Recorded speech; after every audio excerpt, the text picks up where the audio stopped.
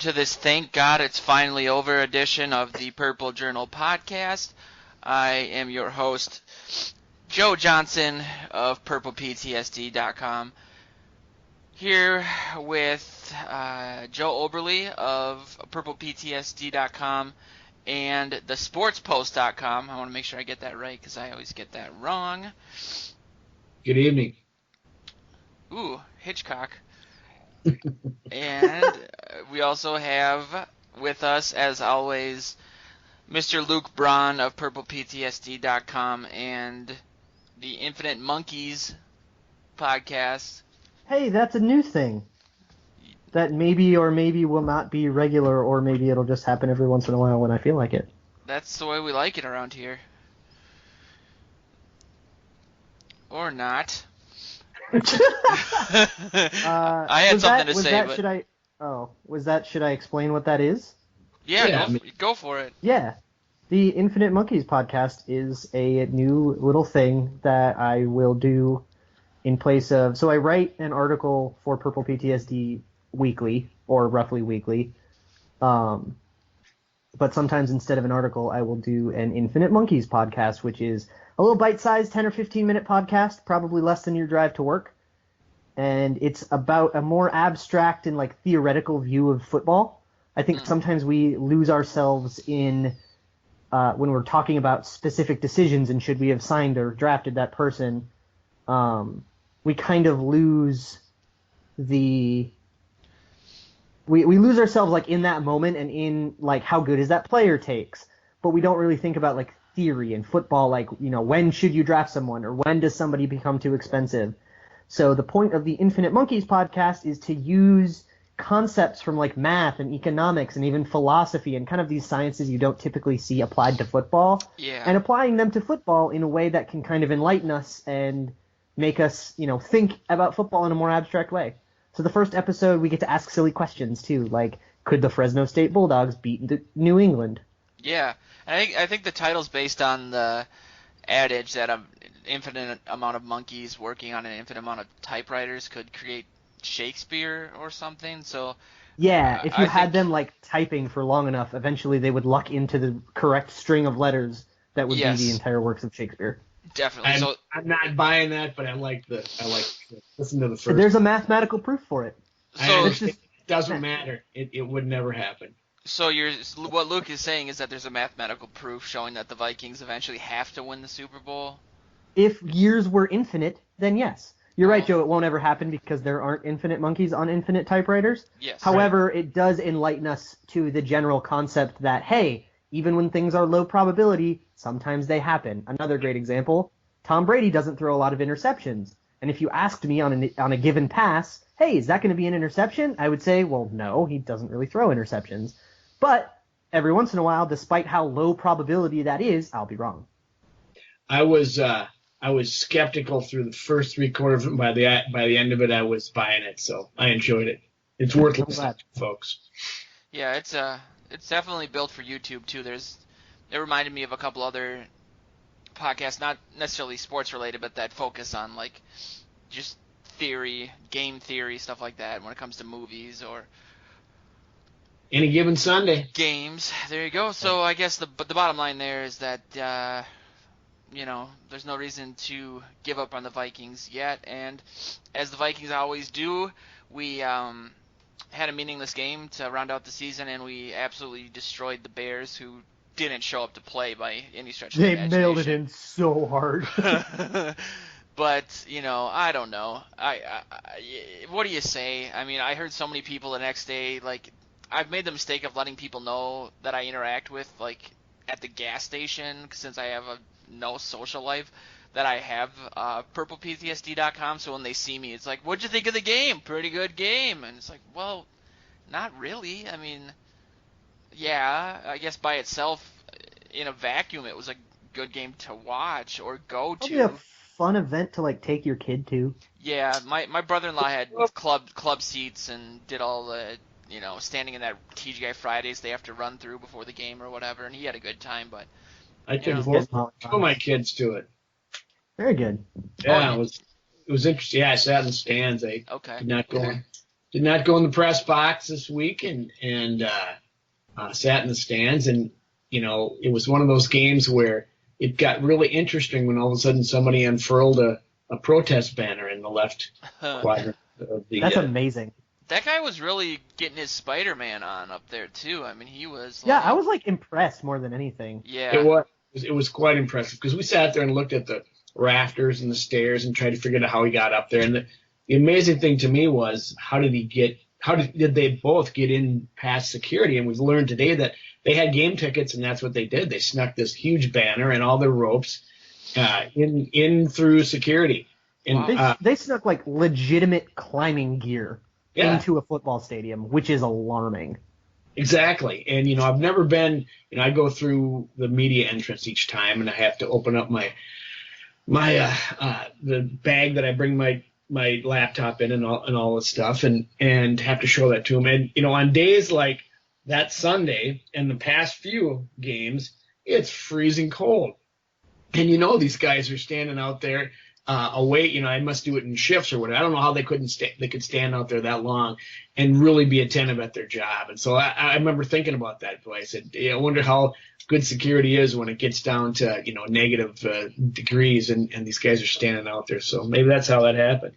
You would have thought they had to do a dry run too. Like they just didn't have the right equipment to.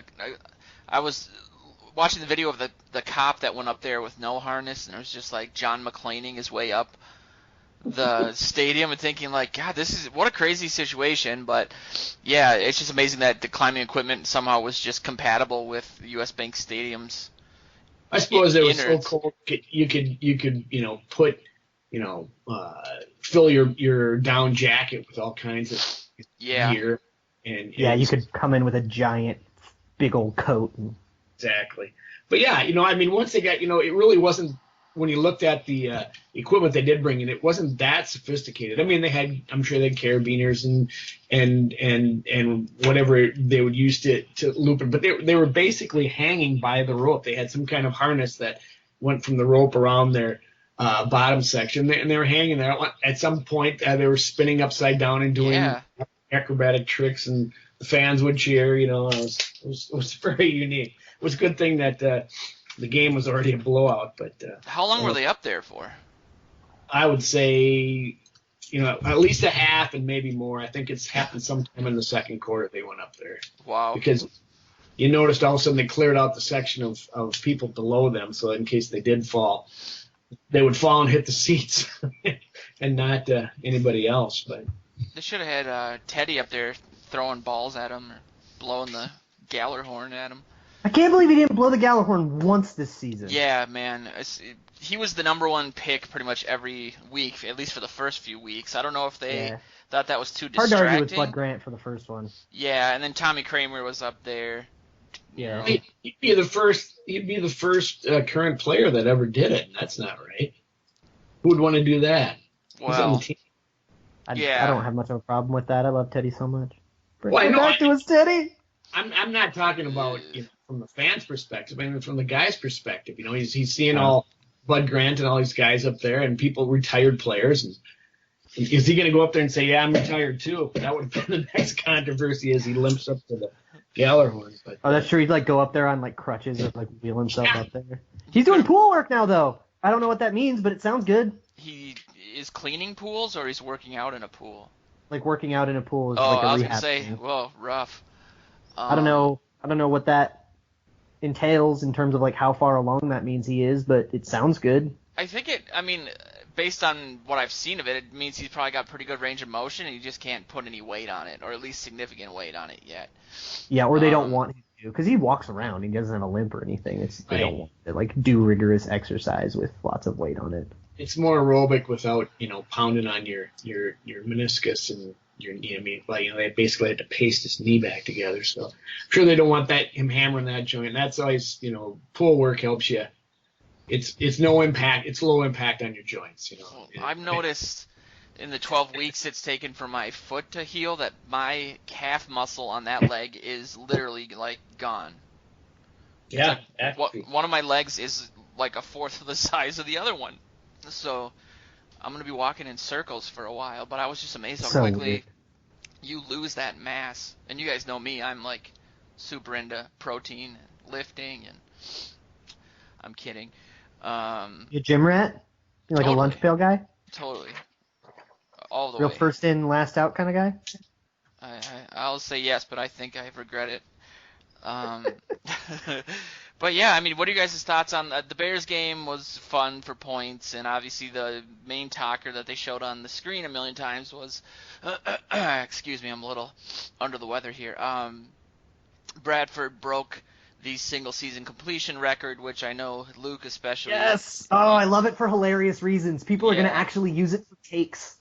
Yeah, well, I think desperate times call for desperate measures, but then again, I think there's also just a contingent of people that don't understand it, that doesn't mean that much, or that it's hard to actually quantify what that means, so they just say it because it's a silver lining, even though I guess your point is that it isn't.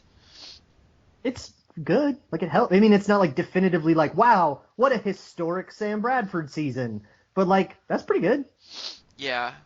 I mean, isn't it more just contingent on the futility of the offensive line and the running game? I mean, granted, Bradford, in my opinion, did a great job considering all the crap that happened this season. So it's not any take on that. I guess I'm not saying is it anti Bradford, but I don't think it's like the world's. I'd rather have every other positive QB stat, I guess. Yeah, completion percentage is a pretty bad stat for like using it on its own, but it is a component of many other stats in which Sam Bradford ranks very well. And he was top 10 by the end of the year in passer rating and ESPN QBR. He should have been.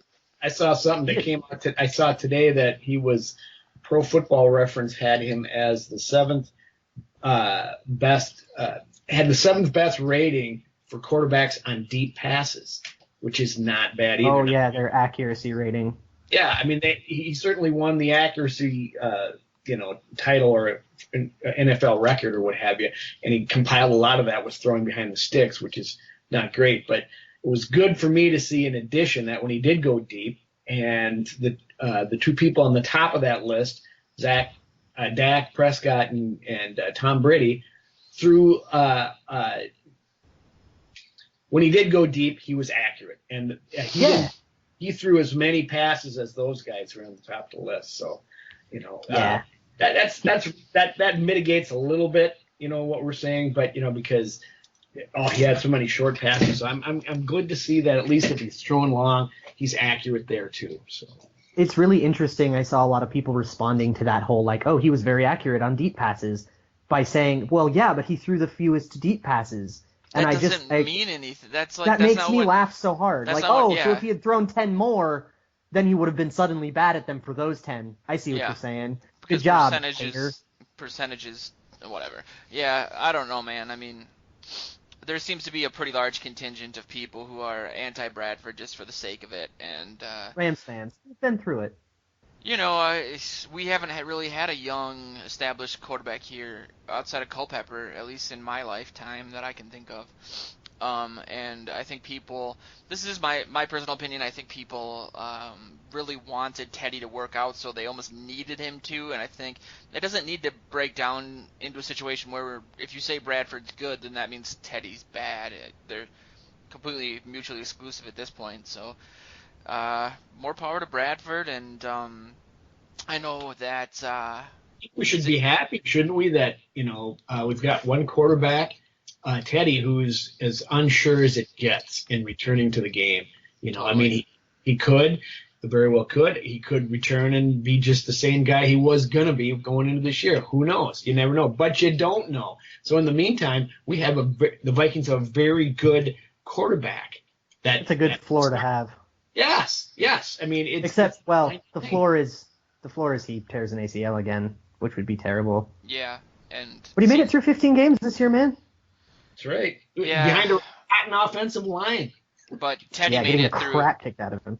Teddy made it through 2015, and then his leg gave up in non-contact drills. So I just fear that that's what's going to happen to Bradford too. Well, yeah, because the gods will it to be so.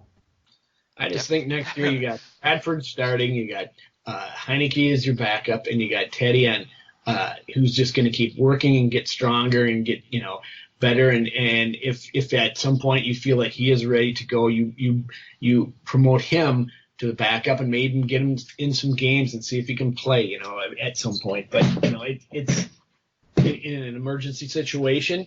Heineke starts until Teddy's ready to go. I don't know. I just don't see a problem here other than salary cap wise. It's a problem. And that was the question. But before I bring that question up, I always forget every week to mention our sponsor, which is SkullYourHome.com. Listeners to our show by now have heard of it a few times. It's a home for a real estate agent that has an office in St. Paul and mainly works on the east side of the metro. So if you need help buying a house or selling a house pretty much anywhere in the metro and you want to work with a Vikings fan, check out SkullYourHome.com. And while I'm being extremely awkward, I might as well bring up our other new partner, which is VikingsTerritory.com. We've been sharing articles with them, so we'll have this podcast shared on VikingsTerritory.com as well, but definitely check out both of those sites when you have a chance. But yeah, Joe, I think you mentioned this in the article that you posted on purplePTSD.com this week in regards to salary cap and the fact that Bradford is due $17 million. What are your guys' thoughts on that? Do you think that based on the season that he's had and the rough time that he's had since he came here, that he's going to be pretty play hardball when it comes to the $17 million, or do you think is open to reducing that amount, or just what are your thoughts on that in general? If you're asking me, I'm hoping they're going to try to, renegotiate it so that he can stretch that out, get some more money, sooner with bonuses and stuff, and or signing bonuses, what have you, and then backload some of it to spread it out. Because if he's serious about being here and wanting to grow and play with this team, it's like the old Kevin Garnett thing. You can't give all the money to one guy. So if you want to, renegotiate it, give him some more room under the cap so they can give him a couple offensive line in front of him, and if there's anybody out there to sign, and improve the team. So I don't know. If he's going to play hardball, no. Then they got a little bit of a problem.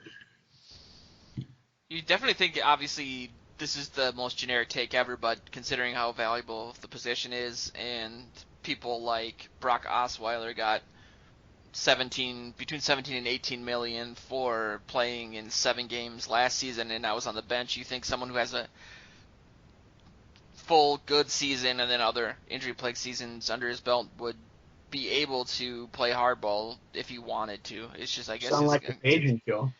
It's the dream. Yeah, he could. Here's my dream Sam Bradford scenario. I actually really want to restructure his contract, because there are like kind of 3 situations when we're sitting at the end of 2017, regardless of the entire team result of that. There are like 3 possibilities that I see. One is that Teddy is not healthy still, or won't ever play again, or whatever, which is kind of worst case scenario with Teddy. But in that case, we really want Sam, so we should restructure him and have him more long term.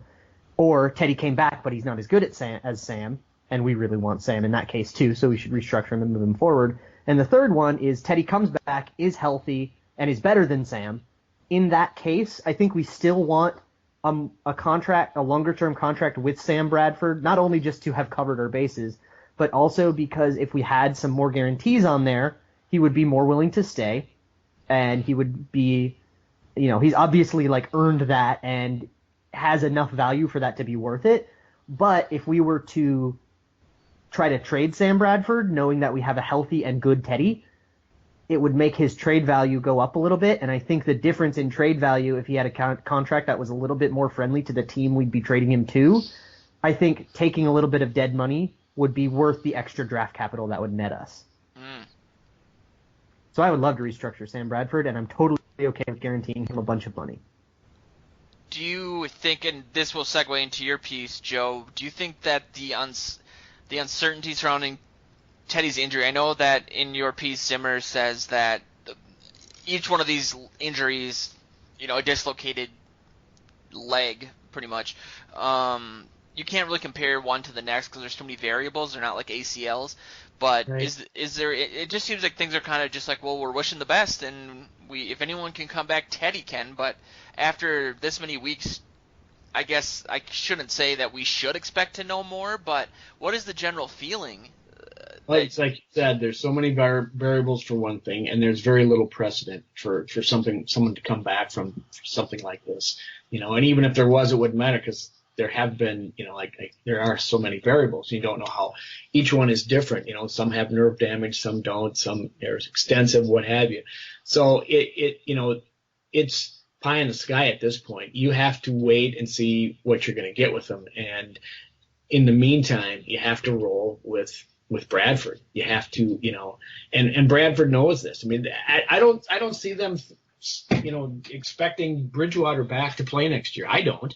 When you hear those warnings from other doctors that he might not even play again, some said walk right, and he is, but and what's to stop from speculating that it could happen on his other leg the same way? I mean, if maybe he has some propensity towards this, who knows? But it's such an unknown that it's certainly a stronger case for Bradford and his court and his agent to say, hey, yeah, well, you don't know what's going to happen there, so you better, pony up or what have you. But I don't know. It's such it's not something you can really bank on, and count on and say, okay, this is what's going to happen, because you don't know. Nobody knows. So the only thing that's certain have is you got Bradford who can play like he did this year, and you put up a better offensive line behind him and hope that he gets even better. And you need to hedge against risk. That's just like basic probability math. Say that again? You need to hedge against risk. Right, exactly. It's probability, and it's what you do in casinos. Oh, especially as a GM of the Vikings. And, well, going back to your point, Luke, with the trade and everything, I guess my perfect plan would be kind of a flip side of that, which would be getting a healthy Teddy back and using him as trade bait, I guess, instead of Bradford. Granted, Teddy's younger, but I'm just not sold that, I've said this a million times and we've talked about this. I mean, this is a pretty dead talker at this point, but we're going to talk about it pretty much every week until the season starts, I'm sure. That Teddy was on the precipice of reaching a level that I think Bradford can play at, and so why go with the guy who hasn't reached that level yet? I think they're both injury prone. Want to hear a steaming hot take? But what do you do? Yes, I do. Just a 1,000-degree take. Ooh. Teddy Bridgewater for the Browns' first-round pick that they got from the Eagles, which is like 112. Who says no? Wait. Wow. I told you it was a hot take, but hear me out. What about what about 112? Like it'd be the 12th overall pick in the draft or something. Okay. The pick that the Eagles gave to the Browns for the Carson Wentz pick last year. All right. The Browns have 2 first-rounders right now. Full circle. Right, full circle, which would be amazing. The Browns have 2 first-rounders right now, and they have a bajillion holes to fill, right?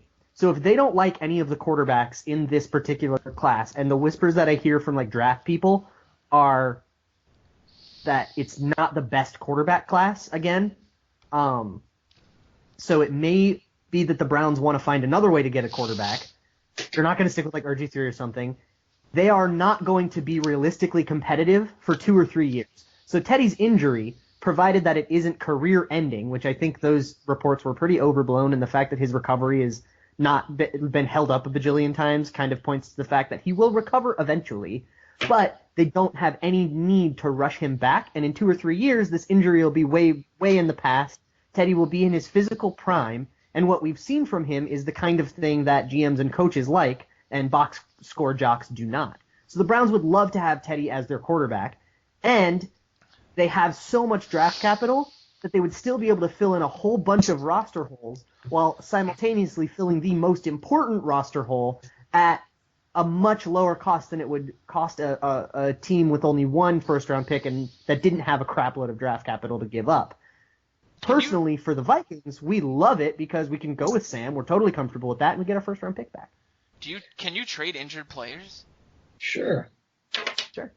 Yeah, you don't get to do it very often because of that the thing that Luke just mentioned before. You measure against risk, or what did you say? But yeah, you have to hedge hedge against against risk, risk. but the risk is gone when you don't actually need him to be good for 2 years because it won't matter because your team is still going to be bad. It's not gone, but yeah, it's certainly minimized. That's for sure. Correct. Throw, Right. Yeah, sure. Yeah. throwing It's Joe Thomas, I'd take it. gosh, after I'd have to wipe the tears from my eyes of seeing Teddy gone, I'd be Oh, all I'd be devastated. yes, I'd be all over it. That to get that first round pick back and actually improve a couple spots, and it'd be nice. Yeah, like you say, throwing Joe Thomas. Yeah, it would never happen. Also, the Browns front office is very highly likely to value Teddy Bridgewater very highly because they use the same analytics that like Pro Football Focus uses, and they use the analytics that are the same analytics that always were very favorable toward Teddy. The Browns tend to go toward that strategy a lot. So they would probably have a pretty high opinion of Teddy. Those analytics are based on Teddy on the field, which it's going to change now because it's just not like recovering from an ACL. It's like Zimmer was saying before, it's unprecedented. So that's the big as much as I like this is a very interesting thought. That's the fly in the ointment. That there's so much unknown, and if imagine the Browns fans if they did that. Teddy wasn't even going to play next year. Oh my God. Well, because it's the Browns, he would immediately, the worst case scenario of everything would happen because it's the Browns. But, from a value perspective, it makes more sense than you initially think. But it's still a 1,000-degree take, and I understand that. Guy who's probably listening to this being really mad. Well, look at the Patriots were saying they would have to give up for Garoppolo. Wasn't that a first-round pick? I thought it was more than what we sent for Bradford. Oh, that's right. They referenced the Bradford pick specifically. So it seemed like it was a decent amount. I don't know if it was like a Cutler level deal or whatever, but Teddy's got tape and everything, so he's more of a known quantity. I'm sorry, Joe. Are you guys happy with the Bradford trade? I was just changing emails all day for the past 3 days with some friend of mine. Actually, he's in the Cardinals organization, but he's a Packers fan because I used to work with him at the Timberwolves, and he loves to rip on the Vikings, and he was saying it was way too much to give a first and now a fourth for Bradford, and I just kept going back and say, hey, you had no choice at the time. You still wanted to save the season, and it looked like it was going to happen for a while until the offensive line fell apart. But the guy still, ends up having a halfway decent season despite that. And, we don't have a first round pick right now, and it's tough to deal with. But are you guys happy with the trade in retrospect? Big time. I think I'm the type of person that thinks that the NFL overvalues draft picks like crazy. Not to say that they're not vitally important to keeping your team young and stocked with talent, but every once in a while you can afford to give up a first-round pick, especially if the result is a 29-year-old quarterback who, if he would have played all 16 games, would have had a 4,000-yard season and I think 20 touchdowns, 5 interceptions in 15 games, so more than that. Top 10 passer rating. Yeah, the fourth-round pick is Willie Beavers, and the first-round pick last year was Laquan Treadwell for a quarterback, like you said, who before the line fell apart we could have done a lot of damage. So even with the season falling apart, I'm happy with it because we don't, like you guys have said, we don't have to worry about Teddy coming back too early or at all because we do have a contingency in place. So we would have had to draft another quarterback anyway, so why not get one who's in his prime? I think with that trade specifically, I don't agree with the idea that draft picks are overvalued that much, but with this trade specifically, people are definitely overvaluing the draft pick. What price do you put on acceptable and above average quarterback play? It's way more than a first and a fourth. Think of it this way: if we didn't make that trade and we had our first round pick, we're probably 4-12, and we're calling for the coach's head and we're calling for Spielman's head because he didn't do anything to fix the Teddy Bridgewater problem, and he just sat there and let the season die. We would have been going insane. And we still don't have a quarterback. Right, we would not have a quarterback. Exactly. And we would be sitting there with that first round pick going, maybe we could draft Brad Kaya. We would be drafting a quarterback with it. That's what I just said. Exactly So right. but this one's in his prime and is played extremely He just had a poised when you career needed year. to. What do you want? I know it just it partially he's a Packers fan and we go back and forth and he said Oh, it. there's your problem.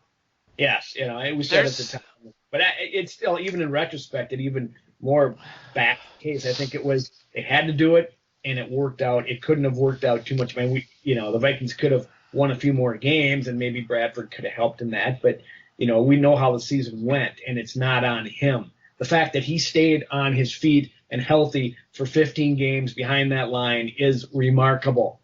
Given his history. So, Yeah, that is lucky. I don't see how you can say that it stinks now, but that's backseat driving. I mean, that's hindsight. Armchair GMs. Yes, exactly.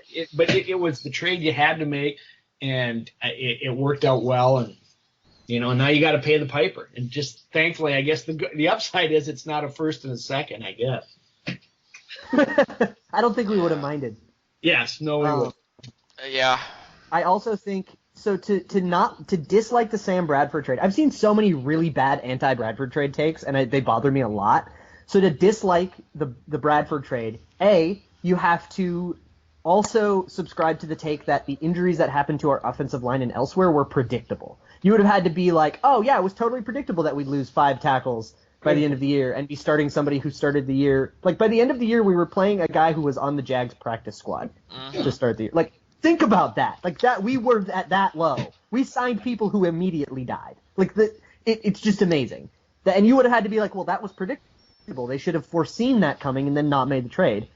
You also have to subscribe to the idea that Sam Bradford will provide absolutely no equity in 2017, which is just wrong. And you would also have to subscribe to the idea that a first and fourth round pick this year would be worth more than Sam Bradford will be in 2017 and worth more than he provided in 2016, which is also just about indefensible. I feel like are these people still caught up with the idea that this was a 1-year trade and that Teddy's coming back and thus it was a waste of time? Or what is the reasoning? That doesn't make sense. No, it doesn't. No, he's like I said, he's probably just busted my chops. So I mean, I'm not the biggest Spielman guy myself, but that's clearly the issue. But I've been astounded by the amount of. I spend a lot of time on the Facebook page for Purple PTSD, responding to comments to try to get people more engaged, and it's making my depression 10 times worse. It's amazing the amount of people. It's not just onesie twosies who, and maybe Joe, you've been around this a lot longer than I have. I guess they want to blame somebody, so they look at the coach or the GM. I've just seen a scary amount of blame Zimmer, fire Zimmer, whether it was the so-called mutiny that didn't exist with the DBs against the Packers, or what have you. It's I see Zimmer's post-game speech in the locker room last week. He's basically about to cry, apologizing to the team for not getting them where they needed to be, despite the fact that he lost his right-hand man, his literal right eye, all of it. And I just don't know what else. I don't know what else he could have done, but it's just the Vikings fans just seem to cannibalize them. If they had the ability to do things, which sometimes they do, with Moss, I do believe that they ran him out of town a little bit, but is that typically the case, or do other teams do that? I don't know. I saw that. Fans are crazy. Yeah, I saw that happening, and I was kind of shaking my head at first, and if someone wants to go after Spielman, they go back and look at all his failures and don't pay any attention to the things that have worked out. The aforementioned trade that we just talked about amongst them, and I take it with a grain of salt because I have spent, being a Vikings person for how long, I've spent my share of my time on Packers websites, especially when they lose, and my goodness, they have asked for McCarthy's head, Ted Thompson's head, and Rodgers, in the first half of the season Fire Olivia Munn. It just blew me away. The guy's a two-time MVPs, won a Super Bowl. He's basically the reason that they're in the playoffs this year and every year for the past 5. And they want to get rid of Aaron Rodgers. I just go ahead. Well, Vikings will pick him up. Yeah. I mean, it's like Luke said. It's the fans. They all do that, and Fans are crazy. They are. Fans always want to find a way. They want something to blame, right? Yeah. Because you're sitting there and you watched your team lose this heartbreaking game, and then you're sitting there and you're going, whose fault is this? You want to find an easy solution, which means something to blame. You want to find like a cancer that you can just point at that guy and be like, well, it's that guy's fault, and if you got him off the team, all the problems are going to be solved. But like, it doesn't work that way, and sometimes it's nobody's fault. Like, some problems are unpredictable, and it would have been irresponsible to like be like, yeah, well, but what if Khalil, Andre Smith, Phil Lodeholt, and Jake Long, like, what if they all got injured and were out for the year and retired or something? Then what do we do? Like, it would be irresponsible to like dedicate capital to that or equity in any way. Well, yeah, it's impossible because you're basically throwing money at every possible contingency, and that's impossible. Right, and then that's taking money away from, like, the actual point. So, besides the fact that you could say, like, oh, this was predictable, it just... I feel like people just want to find something to blame, and it's human the thing nature. the thing to blame isn't something that you can easily remove, but it is something that is unlikely to repeat itself. Like, the injuries like this are very unlikely to happen again. Yeah. Did anybody? Like, that just doesn't happen to teams. Did anybody knock on wood? I got... You want to hear some fun Sam Bradford had a career year stats? Like, how much he overperformed relative to, like, what he had done when he got here? Yeah. It's amazing. So, the record-setting completion percent, when he got here, his average completion percent was 59%, Wow. which is pretty bad. He got 71.6 this year. His Nice. average yards per attempt, 6.44, which is pretty bad. This year he averaged 7. His average passer rating, 81.38, which was not good at all. I believe that would have ranked somewhere around like 25th to 30th this year. Wow. This year his passer rating was 99.3. He beat it by 18 points, which is insane. That's like a standard deviation and a half. His So, ESPN QBR, which this is hilarious, was 41, which QBR is on a 0 to rate from 100. 0 to 100. So Yeah. that's below average. 72 this year, and that was in the top 10. jeez. Despite he averaged 29.6 sacks before he got here and got 37 this year, so he got the shit beat out of him. But his adjusted net yards per attempt, which is a stat that heavily considers stats, he beat by over a full yard. So over a full point, which is like a whole Okay. standard deviation. He destroyed all of his career stats going up to this point. So I find it really hard to have people say that the trade was bad because Sam Bradford is bad. Luke, So, you have to send that to me so I can email it to him because we're still going after it. so based on what you said about the injuries to the offensive line, do you think that Bradford can replicate what he did this season next season? Yes. Because it wasn't it wasn't fluky or based on chance as much. Yes. Here's what is different from this season than every other Sam Bradford season. In spite of everything and all of the injuries, this is the best supporting cast by far that Sam Bradford's had. Yeah. And we knew that going in. That's what everybody was Right. speculating when we were first talking about the trade, that he's finally going to have. He's going to have a run. He didn't even have, the former, the future Hall of Fame running back behind him for the whole season either. Who he was supposed to have. And with that, I think I did talk about the piece that you wrote, Joe, and I think that kind of alluded to some of the plans for the off season. But we were on the show, we were going to talk about a few different players and talk about whether or not either we personally think that the team should keep them or kick them to the curb, or like in Joe's case, what you think the team is going to do or what you've picked up on at Winter Park so far. And I guess some of these I really want to ask the question in regards, since you guys brought up the supporting cast for Bradford, do you think that the team is going to make any moves when it comes to wide receivers, my favorite position ever, or do you think that they're mostly set there and they're just going to focus on restructuring contracts and building the offensive line? Just because the first two players I've written down are Cordero Patterson and Jarius Wright. So whichever one of you guys kind of want to, I guess Joe can start since Luke.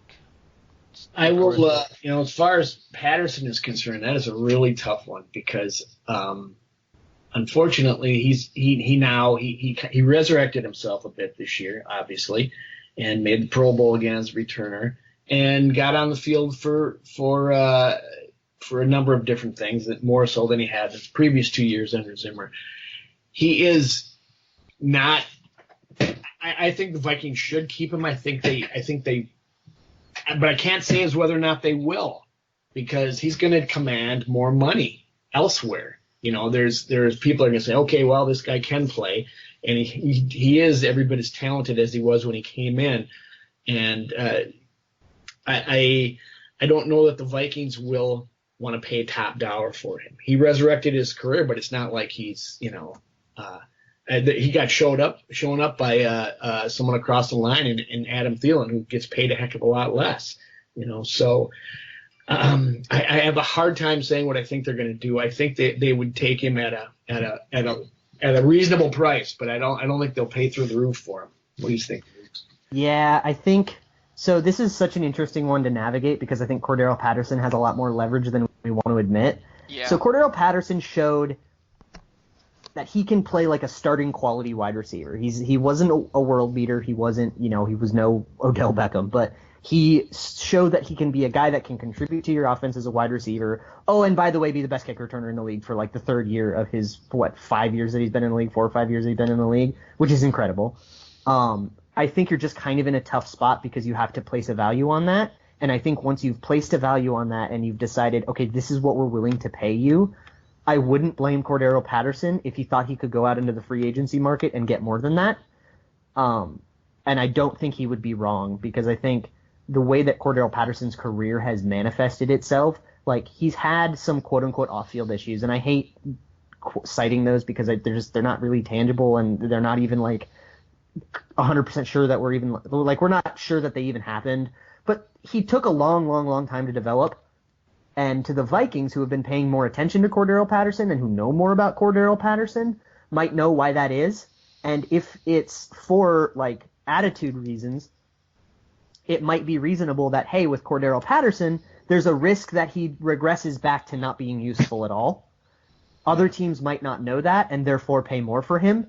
Right. And if that's the case and another team pays more than we're willing to pay, I'm not going to shed a tear because even though Cordero Patterson is a contributing member of the offense and I'll be sad to see him go, I don't want us to go overpay for a guy that then carries a risk of regressing. I'd like to go back. I don't have him in front of me, but I'd love to go back and see his snaps this year at receiver.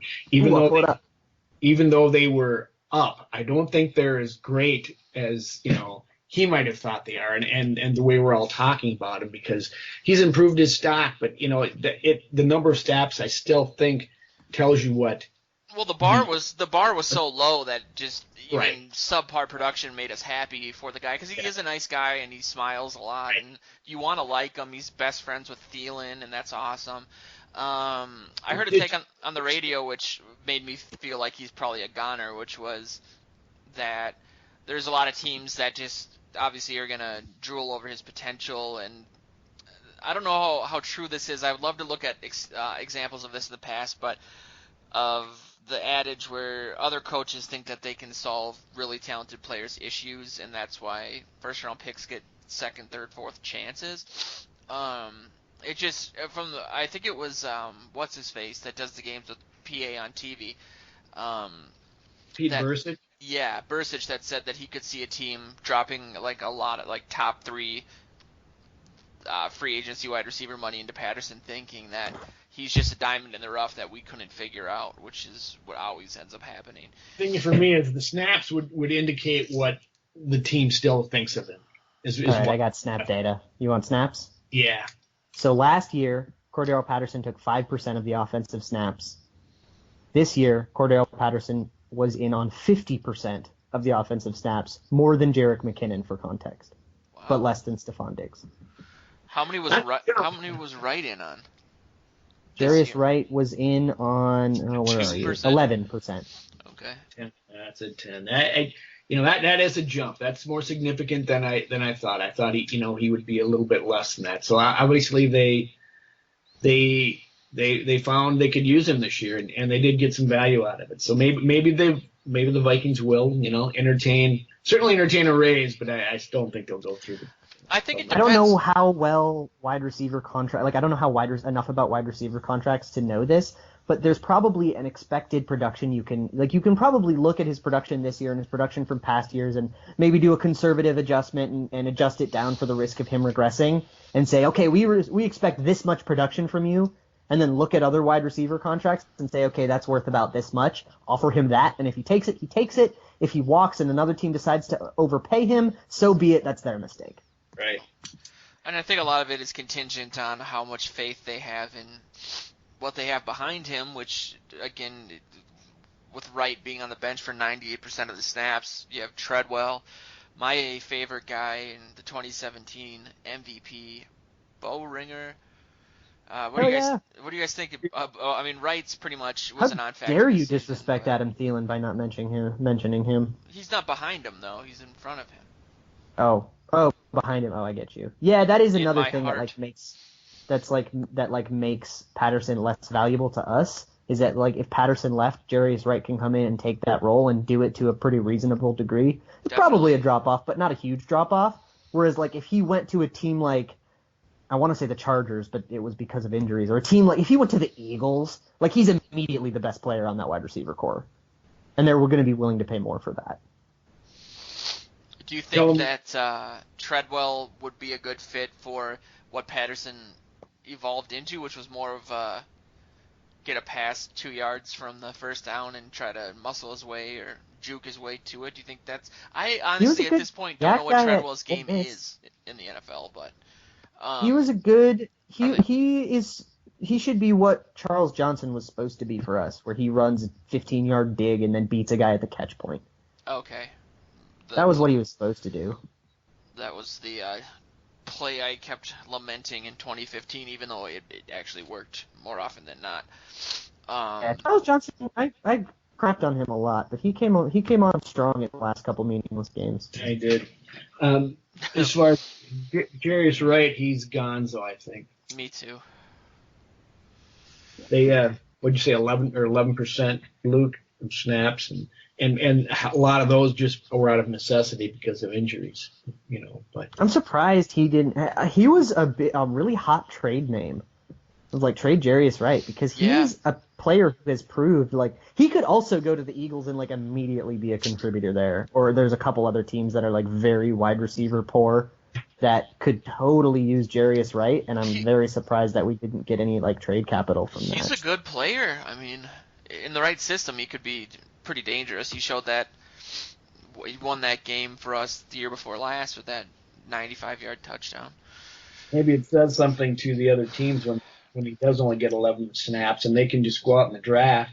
They say it every year. There's receivers in the draft. They're always deep in receivers. You can get, so, I mean, look at the Vikings got Stephon Diggs in the 6th round. So I think rather than trade someone like Jarius, who's being devalued by his own team, maybe they would just wait and pick up their own draft. So I don't know. Just a thought. What do you guys think about? I was trying to find a good resource for unrestricted free agents for this offseason, and I had a question from VikingsTerritory.com this week that was essentially if you could replace one position on offense, one position on defense with a free agent, which position would it be and which player would you replace? And I immediately went to look at left tackle, and I think there was 10 left tackles scheduled to be unrestricted free agents, and we have 2 of them on roster. So when I look at like Khalil and even Clemmings on our list of the keep 'em or kick 'em to the curb / in the face, I think we touched on this on the show before, but Khalil you got to keep out of necessity. But so I'm more interested in what you guys think of. Yep. I think this season I don't want to. I but I just don't see what else they could do. So I'm very on the fence about this, but because it sounds like both of you guys would keep him, I'll take the other side.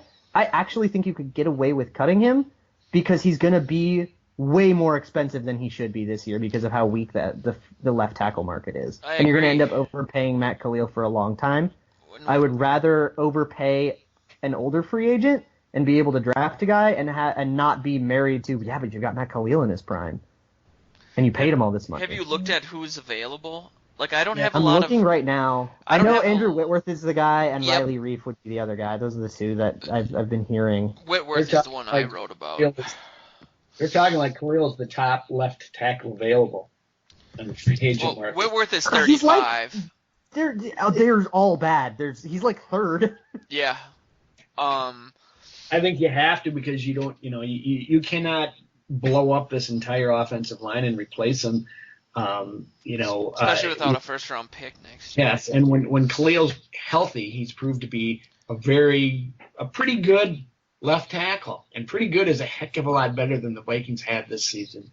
So it comes down to the cost. I agree with you, Luke. I mean, he's gonna maybe command more money elsewhere, but you got to replace the guy, and I don't know if it's out there. I don't know.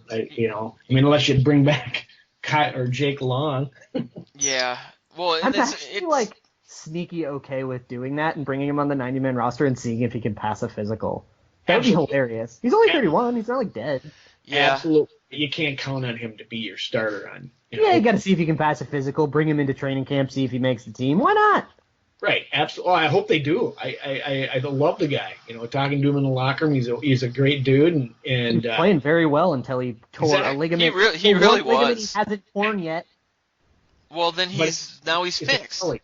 It's Achilles though, which is really difficult to come back from. I mean, Phil Lowe couldn't do it because all of the offensive line and all he's backing up. And once the Achilles goes, it's pretty much history. It's unfortunate. When it comes to Khalil, it seemed like from that City Pages article about Alex Boone that Boone preferred playing next to Khalil. So if I wanted to force myself to get excited about having Khalil on the team, I could at least say that him paired up next to Boone as a more physical 1-2 punch over there, that's better than nothing. But what do you guys think about Clemmings then? I know in the past we've kind of said that he hasn't gotten a really fair shake to play one side or the other since he came here, and he really doesn't have that much experience even playing offensive line in college. So he's under contract, so don't you have to keep him and just try to develop him and hopefully get someone to start ahead of him? Yeah, to some degree. Arif Hassan has had a pretty good take that he said on a couple podcasts and on Twitter and stuff about TJ Clemmings, that he was a guy, if you read the old scouting reports of him and what all the draft people thought of him, he was a kind of a raw potential guy. And then because of Phil Lodeholt's injury, he was forced to start for 2 years. And now panic is embedded into his game and his technique is bad because he kind of had to learn before he was really ready to learn, and he got trial by fire, and it ruined him and destroyed any potential that he had. So, and I don't think you can fix that. I really do think he's broken beyond repair. I think he's under contract, so cutting him just kind of gives you dead money, and why? Because then you just have to go get another backup tackle. I think you bring him into the training camp, and I don't think he makes the team because I don't think he is of NFL rosterable quality. But you might as well give him training camp to try. Yeah, I think that's what they'll do, and he'll be a backup. If he improves and makes the team, then yay. But he probably won't, and then you cut him, and then it's all the same. I don't know. I think you can. If that's, does Arif have proof of that? You don't know what's in a guy's mind, and that's purely speculation. He could, speculation based on tape study. But correct, but you still know what's in his mind or why he's, if he's beyond, reclamation. And I don't think you throw somebody that side just yet until you've given him a chance to, to maybe learn the game as a backup. I don't know. I still say he's decent enough backup right tackle. But if you plan for anything else more for him, then you're. Yeah, I don't think he's. Go ahead, Joe. I was just going to say a lot of it has to do with Andre Smith at right tackle too, doesn't it? Gonzo. Well, yeah, we'd have to like put a new contract on him, and I don't think we'll do that. No, Good. I agree. I think with TJ, like you could argue, well, is he a backup quality or third string quality or whatever?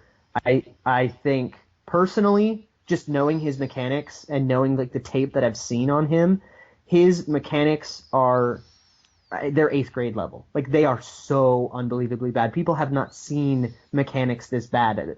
Pro Football Focus, I think, has him as one of the lowest 5 grades they've given to any player ever. Yeah. It's amazing. He had one of like the worst since they started keeping track. Like since they started keeping track like 10 years ago. Yep. Of every single player in the league, and he's like one of the top 5 worst. He's so bad. But what is specifically the problem? Like his hands. He lunges at people. So his play exhibits panic, and it's what caused Arif to say that. And I agree with Arif a lot on this actually. It's panic. It's his footwork is not the best, and then he gets behind. So when you're behind, you lunge because you need to do a desperate, panicky thing to like try to just chip him enough to give the quarterback enough room to step up in the pocket and make the defensive end miss. So you lunge, but his hands are very bad. He's not very good at placing his hands in the right place on the defensive lineman's chest. So it's really easy for even like an average defensive lineman to just like swat his hands away, and then you get hilarious looking things like him basically whiffing at air. It's almost like when a defender misses a tackle, except you're on the offensive line. But can't you develop technique if you've given the opportunity, whether instead of having to worry about the game plan every week because you're starting before you should have, can't you, be a deep, reserve on the team and spend your whole off season working on this technique and this deficiency and improving it and getting better? Is he just, because this is the way he is, he's gone? I don't buy that. And I guess I don't see the team, they have so many problems on the line. You can't throw away. You say there's no potential there left, but you can't throw that away when you still don't know where it's realized. I mean, they hung on to Christian Ponder for how many years? Trying to see. And he was a quarterback.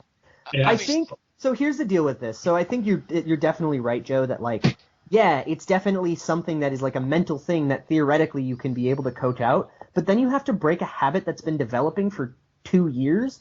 And it's not something that you can be that cerebral about because plays move so fast. It has to be instinctual. And you have to break a 2-year instinct that's like so heavily ingrained into him. That said, there is absolutely no cost to trying. He's on a rookie deal, so cutting him right now, just pretty much you keep most of his contract and it's just like all dead money now. And bringing him into the 90-man roster, like a 90-man roster spot is not a cost. Right. So you can bring him into training camp, see if there's any ability for him to improve or see if, see how you can assess that. And coaches can assess and be like, well, is he making any progress at all? And by the end of 2 years, will he have made enough progress to be like a good enough person? Or are we better suited using our 53-man roster spot on another tackle? And unlike 90-man roster spots, a 53-man roster spot is a cost.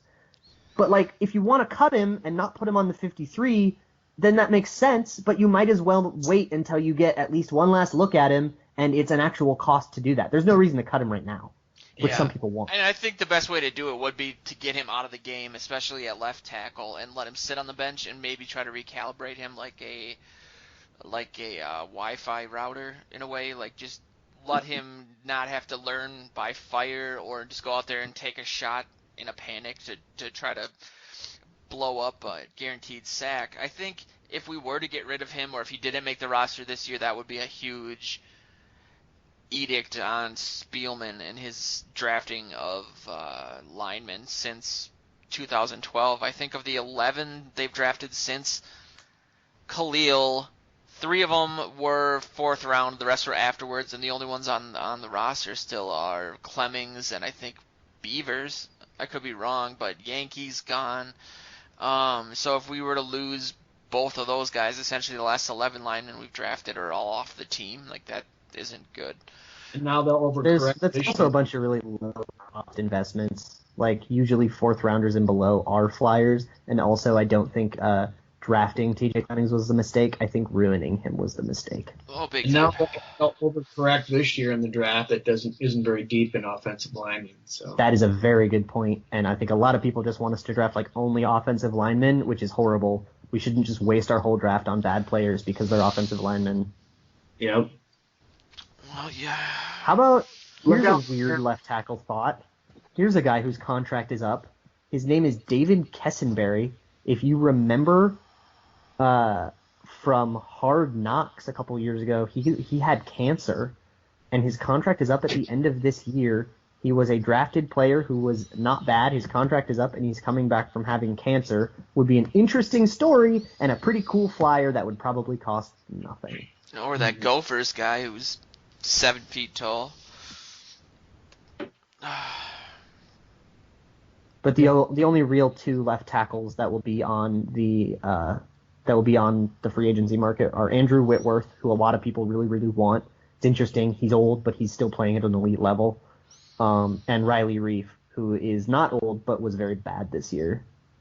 Yeah, he was supposed to be drafted by the Vikings a couple years ago, wasn't he? Or a few years ago. 2012, I guess. I wasn't paying that close of attention to the draft in 2012, so his name came up a lot as a potential, and I can't remember who the Vikings picked instead, but they did not go offensive lineman. I think he was Whitworth another left tackle made in the same draft that Khalil was drafted. That's what it was. Okay. I think Whitworth made like $9 million this season, so he'd actually be cheaper than Khalil. But then you get into the whole, when I was arguing for the Joe Thomas thing, everyone was saying, how many years does he have left? You can't build a team around him, but Well, then you can get a developmental guy and comfortably there you go. develop him. Yeah. The problem with that is exactly what happened to TJ Clemmings, is you risk the fact that if Whitworth tears an ACL in a preseason game, suddenly your developmental guy is playing and you're ruining another one the same way you ruined TJ Clemmings. And then there's Sharif Floyd. Yeah, that's an interesting keeper kick.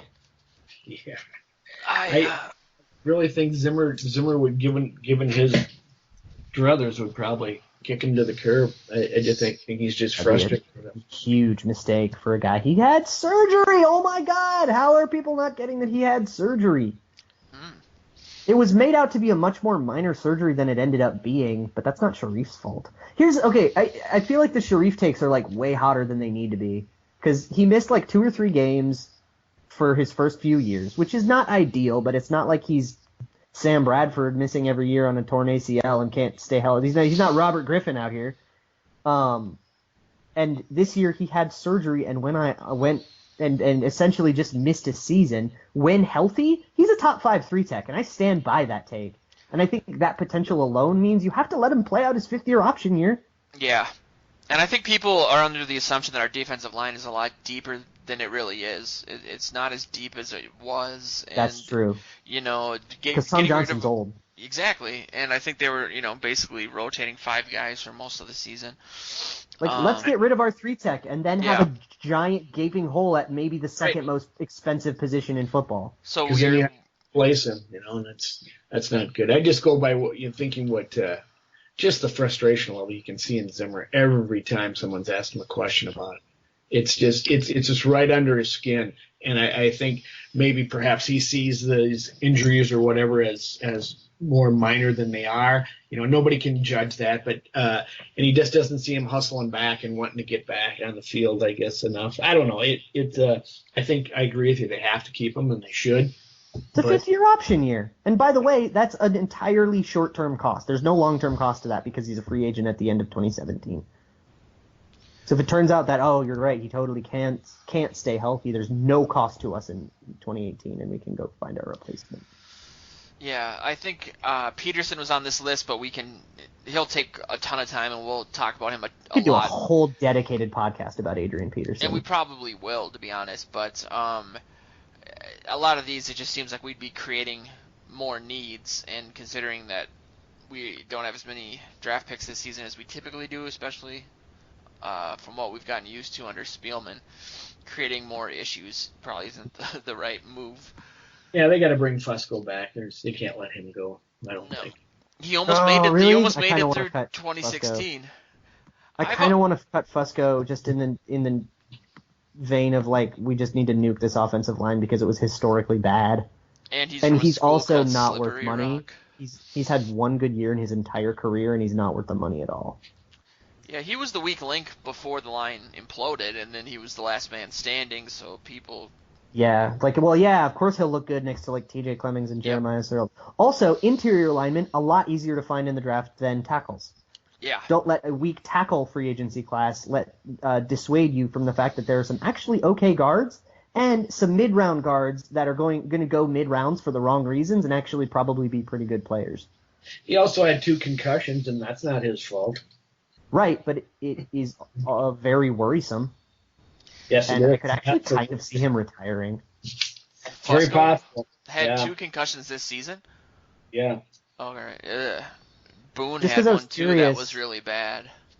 Just because I was curious, here's a few names who will be defensive tackles who will be free agents this year. Okay. Kawan Short, John Terry Poe, Nick Fairley, all of whom we will probably have to pay way more than we would be paying Sharif Floyd. Yeah. It doesn't make John sense. Terry Poe made $11 million this year. What? You know, I kind of That's want. Matt Khalil money. He doesn't deserve that. And he was like freaking phenomenal. He probably deserves that. Yeah. 100% guaranteed. Yeah, he probably deserves that. Well, with that, I think we've reached our limit of pretending to like one another for the week. It's just so weird that there's no game. You know, I don't really know for our listeners what the plan is, if we're going to keep going every week for an hour or every week for as long as the momentum carries us, which could get dangerous because some shows could go on for hours. But we'll figure it out, and everyone will know sooner rather than later. But other than that, this has been the Purple Journal podcast. I'm getting all teary-eyed. This is the last episode of the 2016 season. I wanted to thank both the co-hosts of the show, Joe and Luke, for helping us get through this weird year.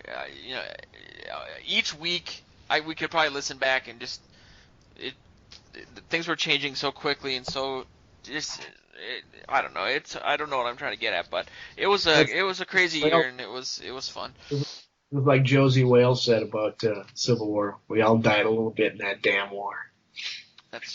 I kind of want to go and listen to like our bye-week edition.